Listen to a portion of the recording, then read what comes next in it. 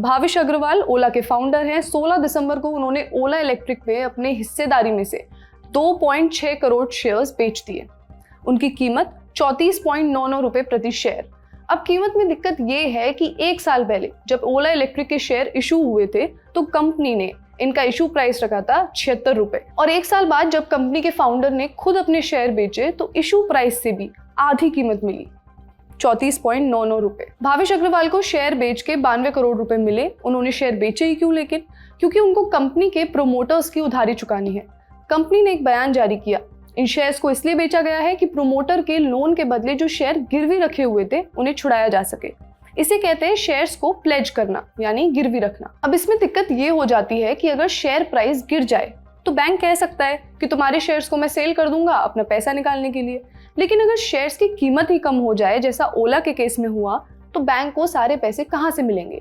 इसी सिचुएशन से खुद को और कंपनी को निकालने के लिए भाविश अग्रवाल ने अपने शेयर्स बेचे। लेकिन ऐसी अफरा तफरी क्यों मच रही है?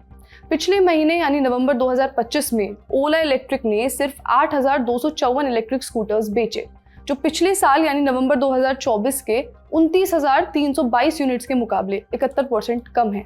एक बहुत बड़ा परसेंटेज है।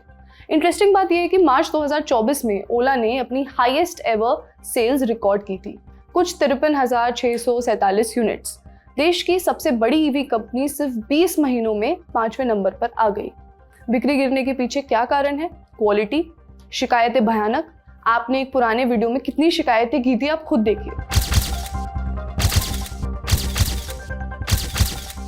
हो सकता है कि कंपनी की सेल का गिरना एक बड़ा इशू हो, लेकिन अब शेयर की बिक्री के बाद कंपनी के स्ट्रक्चर पर क्या असर पड़ेगा? कंपनी के पैटर्न को देखकर समझिए। बॉम्बे स्टॉक एक्सचेंज यानी BSE के आंकड़ों के अनुसार सितंबर 2025 तक ओला इलेक्ट्रिक के CEO भाविश अग्रवाल के पास कंपनी के 30.02% शेयर्स यानी करीब 132 करोड़ से ज्यादा शेयर थे। हाल ही में आई एक रिपोर्ट के मुताबिक उन्होंने अपने कुछ शेयर बेचकर अपना सारा कर्ज चुका दिया है। अब कंपनी में प्रोमोटर्स हिस्सेदारी 34% से ज्यादा होगी और अब ओला इलेक्ट्रिक में लगभग 58% हिस्सेदारी आम जनता यानी पब्लिक की है, जबकि बाकी हिस्सा अन्य निवेशकों के पास है। अखबार मिंट में छपी खबरों की माने तो भाविश अग्रवाल ने ये कर्ज अपने AI स्टार्टअप कृत्रिम को फंड करने के लिए लिया था।